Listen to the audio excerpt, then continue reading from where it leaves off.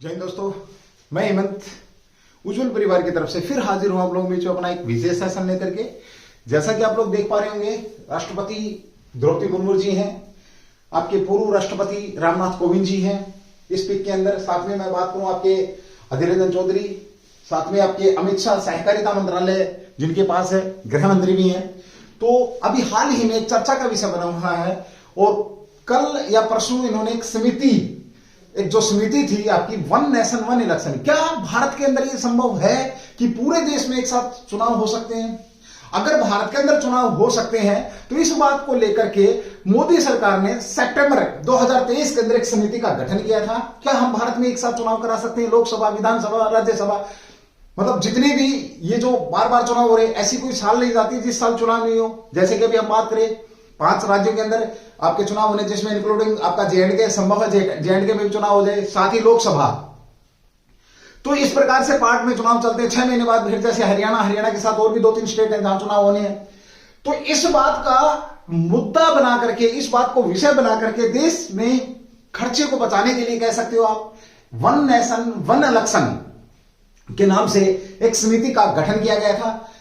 वो उस पर रिसर्च किया उसने, समिति ने लगभग मैं बात करूं तकरीबन 3-4 महीने से ज्यादा का समय लिया और उसके बाद 6 महीने करीब हो गया है। उसके बाद उस समिति ने अपनी रिपोर्ट सौंपी है। जैसा कि आप देख पा रहे हैं, रामनाथ कोविंद जी उस समिति के अध्यक्ष थे।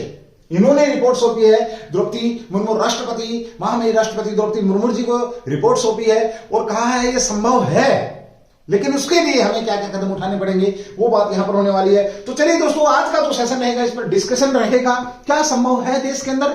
अगर संभव है तो हमें क्या क्या निर्णय लेने पड़ेंगे, और अगर निर्णय लेने हैं तो क्या क्या कठिनाइयों का सामना करना पड़ेगा उनको अचीव करने के लिए। तो आज का जो सेशन रहेगा वन नेशन वन इलेक्शन पर, तो इस सेशन को बड़े ध्यान से सुनिएगा दोस्तों। जो लोग कंपटीशन की तैयारी कर रहे हैं उनके लिए भी, और जो लोग जानकारी चाहते हैं, जागरूक जो नागरिक हैं उनके लिए भी एक बहुत ही अच्छा सेशन है। आप लोगों से विनम्र विनती है, जैसा कि हर वीडियो के अंदर हम करते हैं, उज्जवल परिवार अगर आपको लगता है कि मेहनत कर रहा है तो आप एक बार सेशन को जरूर शेयर करेंगे, चैनल को लाइक करेंगे, सब्सक्राइब करेंगे। जो नए हमारे व्यूअर हैं उनसे मेरी रिक्वेस्ट है कि वो चैनल को एक बार सब्सक्राइब जरूर करेंगे, ताकि जो समय समय पर हम आपके काम की वीडियो जो आपको देते हैं वो आप तक पहुंच सके नोटिफिकेशन के माध्यम से। तो चलिए दोस्तों, शुरू करते हैं हम अपना आज का सेशन को स्किप नहीं करना। पता नहीं किस मिनट में, किस सेकंड में आपकी कोई एक कीमती बात जो कि आपको जानना बहुत जरूरी थी आपसे निकल जाएगी। तो चलिए दोस्तों, यहां पे लिखा वन नेशन वन इलेक्शन, एक पाइंट पे बात करूंगा। स्पीड अगर तेज लग रही है किसी मेरे बहन भाई को तो स्पीड को धीरे कर सकता है। तो चलिए दोस्तों, वन नेशन वन इलेक्शन यानी कि एक देश एक इलेक्शन, यानी कि एक देश होगा और एक बार में ही चुनाव होगा पूरे देश में। बात करते हैं इसकी। देखिए, report on one nation one election, पूर्व राष्ट्रपति रामनाथ कोविंद जी की अध्यक्षता में। बड़ा अच्छा क्वेश्चन है कि जो ये समिति बनी थी 2000 सितंबर 2023 के अंदर, जो समिति बनी थी आपकी सितंबर 2023 के अंदर जो समिति बनी थी, इस समिति के जो अध्यक्ष आपके कौन थे? रामनाथ कोविंद जी थे। को लेकर बनाई गई उच्च स्तरीय कमेटी ने अपनी रिपोर्ट द्रौपदी मुर्मू को सौंपी है, जिसमें 18,000 से ज्यादा पेज इस रिपोर्ट में लोकसभा, विधानसभा, स्थानीय निकाय चुनाव कराने के एकल यानी कि साझा मतदान सूची तैयार करने की बात कही गई है। यानी कि एक अलग से हमारे को एक लिस्ट तैयार करनी पड़ेगी, जिसको मैं बात करूं मतदाता सूची है, उसकी तैयारी करनी पड़ेगी, ऐसा कहा गया है। 2 सितंबर 2023 को गठित इस कमेटी का गठन कब होता है? तो 2 सितंबर 2023 को अपनी रिपोर्ट तैयार करने के लिए लगभग 191 दिन लिए। वही बात होगी, 6 महीने से ज्यादा का समय। इस दौरान कमेटी ने कई एक्सपर्ट आए और जानते हैं कैसे कैसे कमेटी आगे बढ़ती है। इस बात को लेकर के हम बात करेंगे आपसे। चलिए भाई, कैसे विकास हुआ इसके हम यहां पर बात करेंगे। ये लोग कमेटी के सदस्य हैं। इसके अंदर आपके राज्यसभा के आपके विपक्ष के नेता भी शामिल हैं, अमित शाह भी शामिल हैं, सुभाष कश्यप जी भी शामिल हैं, आपके 15वें वित्त आयोग के अध्यक्ष रहे वो भी शामिल हैं। मैं बताऊंगा कौन कौन लोग इसके अंदर शामिल हैं। तो चलिए दोस्तों, ये कमेटी के जो अध्यक्ष हैं जिनकी हम यहां पर बात करें, रामनाथ कोविंद जी के साथ कौन कौन थे? तो श्री अमित शाह, ध्यान से सुनना भाई, केंद्रीय गृह मंत्री और सहकारिता मंत्रालय। उसके बाद गुलाम नबी आजाद, 1, 2, आई थिंक मेरे हिसाब से आप देख पा रहे होंगे, 1, 2, और तीसरे पूर्व विपक्ष के नेता राज्यसभा कौन है? अधीर रंजन, उसके बाद है आपके अर्जुन राम 4, 3, 4 और मेघवाल, अर्जुन राम मेघवाल 5 राज्य स्वतंत्रता प्रभार मंत्री इनके पास। उसके बाद है कानून और आपका ये मंत्रालय भी इनके पास है।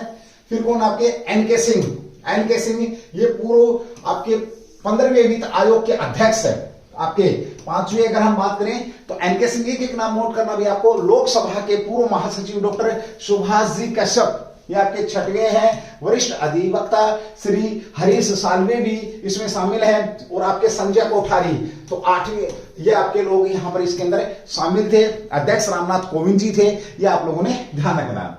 कौन कौन हो गए आपके राज्यसभा के, जो मैं बात करूं आपके विपक्ष के नेता अमित शाह जी हैं इसके अंदर, 15वें वित्त आयोग के जो आपके पूर्व अध्यक्ष एनके सिंह भी हैं, सुभाष कश्यप जी भी हैं, संजय कोठारी और हरीश साल्वे, ये लोग इस समिति के अंदर थे। इन्होंने काम किया और जो भी प्रॉब्लम आई है उनको लेकर के इन्होंने बात करी है। इस रिपोर्ट का क्या होगा, अब ये रिपोर्ट आपकी अब लोकसभा में रखी जाएगी, उसके बाद वहां से पारित होगी, फिर आपकी राज्यसभा में जाएगी, फिर उसके बाद पारित अगर हो जाती है तो 2029 में भी संभव है कि पूरे देश में वन नेशन वन इलेक्शन वाली पॉलिसी आपकी लागू हो जाए। फिर मैं एक बार रिक्वेस्ट करूंगा दोस्तों, सेशन को शेयर जरूर करते रहेंगे, चैनल को आगे बढ़ाने में मेरी सहायता करेंगे भाई, ठीक है। चलिए, यह हमारा विनम्र विनती रहती है। ये देखिए, समिति में 8 सदस्य पूर्व राष्ट्रपति हैं आपके, कुछ के मैं बता देता हूं, जैसे कि आप लोगों को पता रामनाथ कोविंद जी हैं आपके, उसके बाद वकील हैं आपके हरीश साल्वे, वरिष्ठ अधिवक्ता हैं, ये भी आपके बीच में हैं। ये आपके अमित शाह, 3 नेता, प्रमुख नेता, अमित शाह गृह मंत्री बीजेपी, अधीर रंजन चौधरी कांग्रेस नेता, गुलाम नबी आपके ये इसके अंदर शामिल, और 3 पूर्व अधिकारी थे आपके, जिनकी पिक मेरे को यहां पर मिल नहीं पाई है, ठीक है। ओके, क्या घटनाक्रम रहा है आज तक का, अगर हम बात करें क्या घटनाक्रम रहा है इसका, उसकी बात करेंगे। देखिए, ऐसा कैसा घटनाक्रम रहा है जिसके हम यहां पर बात करने वाले हैं। देखिए, 1983 में क्या पहले कभी वन नेशन वन इलेक्शन, अब हम इसकी थोड़ी सी क्या पढ़ेंगे, इतिहास को जानेंगे, इस बात के इतिहास को जानेंगे कि क्या वन नेशन वन इलेक्शन पर पहले कभी कोई बातचीत हुई है। हाँ भाई, काफी समय से बातचीत हो रही है। इतिहास के बाद फिर हम जानेंगे क्या अब संभव है, तो हम क्या क्या समस्याएं हमारे सामने आएंगी वो भी बात करने वाले। तो चलिए दोस्तों, 1983 में चुनाव आयोग की तरफ से वन नेशन वन इलेक्शन का सुझाव दिया गया था पहली बार, कब, 1983 में, यानी कि मेरे जन्म के 2 साल बाद भी बात उठनी शुरू हो गई थी दोस्तों। अपने बड़े ध्यान से एक पॉइंट को नोट करना है। उसके बाद 1999 में, हाँ, अगर कोई आपको वीडियो में, वॉइस क्लैरिटी में या विजुअलिटी में अगर दिक्कत है तो एक बार कमेंट्स करके जरूर बताएंगे। देखिए, जैसा कि आप लोगों को पता है, कुछ अभाव में है, हम फिर भी जैसे भी टूटे फूटे हैं आप लोगों तक पहुंचने की कोशिश कर रहे हैं। तो उज्जवल परिवार को प्लीज सपोर्ट करेंगे, क्योंकि आपकी सपोर्ट के बिना कुछ भी नहीं हो सकता है, ठीक है। 1999 में विधि आयोग के अध्यक्ष न्यायमूर्ति वीपी आपके जीवन रेड्डी ने चुनावी कानून में सुधार पर अपनी 170वीं रिपोर्ट रख दी थी। 2018 में भारत के विधि आयोग न्यायमूर्ति बीएस चौहान ने एक साथ चुनाव पर रिपोर्ट जारी की थी। 15 अगस्त 2019 को स्वतंत्रता दिवस के भाषण लाल किले के दौरान प्रधानमंत्री मोदी ने पूरे भारत में एक साथ चुनाव की बात कही है। 1 सितंबर 2023 को पूर्व राष्ट्रपति रामनाथ कोविंद की अध्यक्षता में one nation one election committee बनाई गई। 2 सितंबर 2023 को वन नेशन वन इलेक्शन समिति सदस्यों का ऐलान हुआ, यानी कि नाम बताए गए। 23 सितंबर 2023 को वन नेशन वन इलेक्शन की पहली बैठक हुई है, यह भी आपने ध्यान रखना। चलिए, थोड़ा सा और आगे बढ़ते हैं, आप इसका स्क्रीनशॉट भी ले सकते हैं भाई। 23 सितंबर को इलेक्शन की पहली बैठक हुई है। सबसे पहले इस मुद्दे पर सभी राजनीतिक दलों की राय ली गई है। 4 अगर राजनीतिक दलों को छोड़ दें तो बाकी सबने इसका सम्मान किया है, ठीक है। ओके, 14 मार्च 2024 को एक देश एक चुनाव राष्ट्रपति रामनाथ कोविंद ने समिति की रिपोर्ट द्रौपदी मुर्मू को सौंपी, यानी कि परसों, आज 16 मार्च है, एक दिन पहले अगर हम बैक में जाएं तो आपका 48 घंटे पहले ये रिपोर्ट आपके राष्ट्रपति मुर्मू, जो आपके राष्ट्रपति हैं, सॉरी माफी चाहूंगा, राष्ट्रपति महोदय हैं, उनको ये रिपोर्ट सौंप दी गई है। इसका आपने ध्यान रखना। ये घटनाक्रम हुआ, कहां से चला आपका घटनाक्रम, आपका 1983 से। कहां से हुआ घटनाक्रम भाई आपका, 1983 से प्रारंभ हुआ है और कहां तक चला गया आपका, 14 मार्च 2024 तक ये आपका घटनाक्रम रहा है वन नेशन वन इलेक्शन का, ठीक है। चलिए, लोकसभा से लेकर के स्थानीय निकाय तक सभी चुनावों पर लगभग, अब आती है इंपोर्टेंट चीजें यहां पर कि क्या है कहानी, क्यों जरूरत पड़ी वन नेशन वन इलेक्शन की, क्या चीजें हैं ये, इस बात को हम यहां पर बात करेंगे। देखिए, लोकसभा से लेकर के स्थानीय निकाय तक चुनाव में लगभग 10 लाख करोड़ रुपए खर्च आता है। क्या कमाल की बात है। कितना पैसा, 10 लाख, इसको रख दे भैया, 10 लाख करोड़, और वो कहां दूसरा 10 लाख करोड़ रुपए खर्च आता। अगर ये खर्च आप जनता की भलाई के लिए करें, लेकिन सरकार बनाना भी जरूरी है। सरकार, जनता का भला तभी तो होगा जब सरकार होगी, और सरकार के लिए ये बातें हो रही हैं। देखिए, मतदान की अवधि घटा करके 3 से 5 लाख करोड़, 3 से 5 लाख करोड़ तक कम किया जा सकता है। क्या कहा गया है, अगर ये आपका एक साथ होता है तो हमें लगभग 5 लाख करोड़ रुपए का एक एक्स्ट्रा, हम बात करें, पैसा मिल जाएगा। जहां 2024 में लोकसभा चुनाव में 1.20 लाख करोड़ रुपए खर्च होने का अनुमान है, यानी कि कितना भाई आपका 120 लाख करोड़ रुपए। क्या बात है भाई, अभी लोकसभा में खर्च, कितना मोटा खर्चा हो रहा है इलेक्शन के अंदर होने की संभावना है। वही सभी विधानसभा चुनाव अगर एक साथ होने पर 3 लाख करोड़ रुपए खर्च हो सकते हैं। यानी कि अगर सारी की सारी आकलन है, लगभग आइडिया लगाया गया है, जो भी बड़े बड़े एनालिसिस्ट बैठे हैं, जो भी उन्होंने इस बात को बोला है। तो मेन मुख्य कारण क्या है इसका? मुख्य कारण है देश का खर्चा कम करना, समय की बर्बादी को रोकना। ठीक है, एक देश एक चुनाव के लिए 5 संविधान संशोधन जरूरी हो जाएंगे, जिनमें हम बात करें। देखिए, आपसे पूछा जा सकता है कौन कौन से आपका एक देश एक चुनाव के लिए अनुच्छेद, आपका संसद के सदनों की अवधि, संसद के सदनों की अवधि जो आपकी 83 में, अनुच्छेद 83 में दिया गया है। उसके साथ अनुच्छेद 85, राष्ट्रपति द्वारा लोकसभा को भंग करना, राष्ट्रपति द्वारा लोकसभा को भंग कर, राष्ट्रपति लोकसभा को अगर विश्वास प्रस्ताव वगैरह आता है तो उसको भंग कर सकता है। ठीक है, और कुछ स्पेशल पावर है, ये आपका 85 है। इस पे मैं ज्यादा बात करूंगा नहीं अनुच्छेदों पे, क्योंकि अगर किया तो फिर लंबा समय चाहिएगा। उसके बाद अनुच्छेद 172, राज्य विधानमंडलों की अवधि की ये 5 साल तक है। 5 साल तक क्या कहा गया है कि देखिए, इनके अंदर क्या कहा गया, यदि बहुमत है तो 5 साल तक राज करेगी। अब ये लिखा गया है संविधान के अंदर, तो उसमें बदलाव करके हम उसको समय से पहले, यानी कि जैसे अभी किसी विधानसभा का 4 साल बच रहा है, किसी विधानसभा का 2 साल बच रहा है, किसी विधानसभा का 1 साल बच रहा है, तो एक बार के लिए हमें क्या करना पड़ेगा, सभी का कार्यकाल खत्म करना पड़ेगा स्पेशल पावर लेकर के, या संविधान के अंदर कुछ एक्ट जरूरी जोड़ने पड़ेंगे। ठीक है, ओके। अनुच्छेद 174, राज्य विधानमंडलों का विघटन, वही बात आ गई यहां पर आपका। ओके, कौन कर सकता है? आपको ये आपको पता, राज्यपाल कर सकता है, राज्यपाल कर सकता है। जिस प्रकार से लोकसभा को भंग कौन कर सकते हैं? आपके राष्ट्रपति कर सकते हैं। ठीक उसी प्रकार से राज्य लोकसभा, जिसके जो आपकी राज्य विधान जो मंडल है, उसको कौन भंग कर सकते हैं? आपके तो राज्य विधानमंडल को राज्यपाल। अनुच्छेद 356, राज्यों में राष्ट्रपति शासन को लेकर के भी, इसमें भी कुछ बदलाव करने पड़ेंगे। अगर हम ये करते हैं एक देश में एक चुनाव के लिए, तो 5 संविधान संशोधन तो जरूरी है ही है, ये आपने ध्यान रखना है। ठीक है, ओके। उसके बाद आता है एक साथ चुनाव को लेकर कुछ मन में शंकाएं हैं, उनको लेकर हम बात करें। आशंकाएं, भारत में 1951 से लेकर 1967 तक 5 साल में लोकसभा राज्य विधानसभाओं के चुनाव एक साथ होते रहे हैं। क्या पहले कभी हुआ है ऐसा? अगर आपसे पूछे क्या कभी 1 नेशन 1 इलेक्शन की पॉलिसी चली है? यस। आपकी बात करें तो 1951 यानी कि 1952 में जो आपका आम चुनाव हुआ था कंप्लीट, 1951 से लेकर के और 1967 तक पूरे देश में एक साथ चुनाव हुआ था। ये तो उसके बाद जैसे जैसे नए राज्य बनते गए, वैसे वैसे क्या हुआ है, वो मतलब आपकी जो राज्य विधान जो मंडल हैं उनका चुनाव होता गया, बीच बीच में चुनाव होता गया। 1-2 बार फिर आपकी लोकसभा भी भंग हुई है, तो वो भी बीच में चुनाव हुआ। लेकिन हम इस बात को, बहुत मोस्ट इंपोर्टेंट बात है आपकी ये, तो 1952 की लोकसभा, 1957, 1962, 1967 में एक साथ केंद्र के साथ सभी राज्यों के मतदान एक साथ हुए थे। ध्यान रखेंगे, देश में कुछ पुराने राज्यों का पुनर्गठन के कारण ये पॉलिसी आई कि हर समय, हर 2 साल बाद कहीं ना कहीं हमारे को चुनाव देखने को मिल जाते हैं। बड़ी अव्यवस्थाएं फैलती है जब चुनाव होते हैं, तो आपको भी पता है। ठीक है, यह सही है कि वर्ष 1951, 52, 67 लोकसभा राज्यों की विधानसभाओं के चुनाव एक साथ हुए, लेकिन आज परिस्थितियां बिल्कुल अलग हैं, जैसा कि मैंने आप लोगों को बताया है। यह सवाल, क्या लोकसभा राज्य विधानसभा कार्यकाल तय होना चाहिए?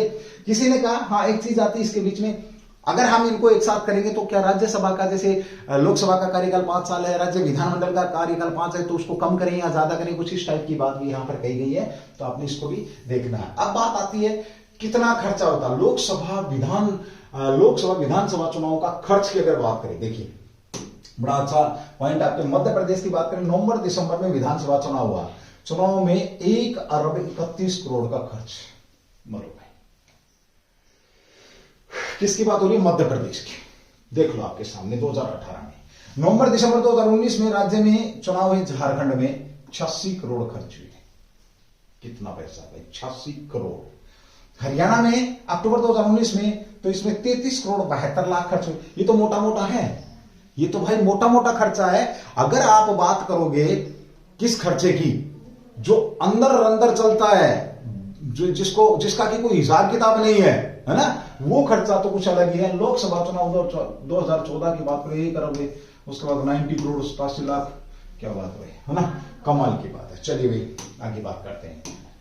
अगला आपका point, one nation one election. दुनिया में क्या कहीं किसी देश के अंदर ये पॉलिसी लागू है वन नेशन वन इलेक्शन की? हाँ, उस देशों के अंदर है जिसकी हम यहाँ पर बात करेंगे। देखिए, वन नेशन वन इलेक्शन का फॉर्मूला इन देशों में होते हैं एक साथ चुनाव। आपका दक्षिण अफ्रीका में होता है। साथ में बात करें स्वीडन के अंदर भी विधायिका, प्रांतीय विधायिका और स्थानीय निकाय एक साथ चुनाव होते हैं। संसदीय का कार्यकाल 5 साल तय है, इससे पहले चुनाव नहीं होते हैं, ये भी आपको ध्यान रखना। अमेरिका, चलिए मैं थोड़ा थोड़ा, अमेरिका में राष्ट्रपति, कांग्रेस, सीनेट के लिए चुनाव हर 4 साल में एक निश्चित तारीख पर होते हैं, जो फिक्स है। यह प्रक्रिया निश्चित करती देश में सर्वोच्च कार्यालयों का चुनाव एक साथ कराया जा सके, ये भी आपने ध्यान रखना। अमेरिका में भी एक साथ होते हैं भाई, ठीक है, ताकि उसके बाद अमेरिका की चुनावी प्रक्रिया छोड़ दो आप, प्राथमिक चुनाव से होती है, इसका भी रहने दो आप भाई, ठीक है। उसके बाद फ्रांस भी देश में चुनाव कराने के लिए सब कुछ एक ही तरह एक ही होता है। उसके बाद फ्रांस हो गया, फिर आपका क्या है, आपके फ्रांस के चुनाव की बात कर रखी, कभी फिर करूंगा। स्वीडन में भी एक साथ चुनाव होता है, जैसे मैंने बताया आपको, स्वीडन की चुनाव प्रक्रिया भी अलग है। अपनी कनाडा है, कनाडा की भी अलग है, कनाडा का भी अपना कुछ अलग सिस्टम है। हाँ, अब चैलेंजेस क्या रहेंगे, ये कुछ देश थे जिसमें हमने बात करी। अब चैलेंजेस क्या रहेंगे जिनकी मैं यहां पर बात करूं, तो चैलेंज की अगर बात करते हैं तो सबसे बड़ी बात है कि पूरे देश में एक साथ इतनी सारी ईवीएम चलेंगे। राष्ट्रव्यापी चर्चाओं के बावजूद 1967 के बाद पटरी से उतरी एक साथ चुनाव गाड़ी पुनः पटरी पर लौट नहीं सकी। कारण बहुत सारे हैं, खर्च बहुत ज्यादा, इसमें एक बार तो खर्च करना ही पड़ेगा आपको ना। ईवीएम और ईवीएम पैड खरीद के लिए आज की दर पर कुल आपका 9,284.15 करोड़ रुपए की जरूरत होगी। यानी कि इतना सारा पैसा चाहिएगा हमारे को। एक बार तो हमें पैसा चाहिए, एक बार पैसा लग गया उसके बाद फिर निश्चिंत है काम, है ना, ठीक है, ओके। उसके बाद सबसे बड़ी जो अड़चन है वो आपकी बात हो रही संवैधानिक प्रावधान। भाई जैसे कि हमने बताया आपका 83 में, 85 में, 356 में लगभग 18 संशोधन की भी बात आई है। तो 5 संशोधन तो जरूरी होने राज्यसभा को भंग करना, राज्य विधानमंडल को भंग करना, लोकसभा को भंग करना, राष्ट्रपति की 356 की जो है आपका राष्ट्रपति शासन की बात कही गई है उसको कई सारे अमेंडमेंट यहाँ पर करने पड़ेंगे, वो भी आपकी। और कुछ बात आती कि गौण क्षेत्र हो जाएंगे, क्षेत्रीय मुद्दे। भारत जैसा कि अलग अलग राज्यों में अलग अलग मुद्दे हैं, तो वो जब एक साथ चुनाव होगा तो उन मुद्दों में जो क्षेत्रीय मुद्दे हैं वो मुद्दे दबा दिए जाएंगे, ऐसा भी यहाँ पर कहा गया है। विधायिका का नया कार्यकाल तय करना होगा, ऐसा माना गया है कि हो सकता है कार्यकाल तय किया, लेकिन इस समिति में कहा गया है कि 5 साल ही कार्यकाल रहेगा, ये अपने ध्यान रखना है। पहले आम चुनाव की नजीर देश के सामने काफी कुछ रहेगा भाई, ठीक है। चलिए दोस्तों, ये है आपका आज का बेहतरीन सेशन। आपका चुनाव में एक देश एक चुनौतियां तो बहुत हैं, लेकिन फिर भी कुल मिलाकर के हम यहाँ पर कह सकते हैं कि आप चुनाव कर सकते हैं, एक साथ संभव है, क्योंकि अगर सरकार चाहे तो क्या संभव नहीं है, ठीक है। तो चलिए दोस्तों, आपका क्या राय है, आपका क्या मत है, क्या देश में एक साथ चुनाव होने चाहिए? मेरा आपसे क्वेश्चन रहेगा, क्या देश का एक साथ चुनाव होने चाहिए? आप लोगों ने आपसे पूछा जा सकता है। तो चलिए दोस्तों, आज का जो सेशन था, ये जो रिपोर्ट है, इस रिपोर्ट पर मैंने अभी बात करी आपसे।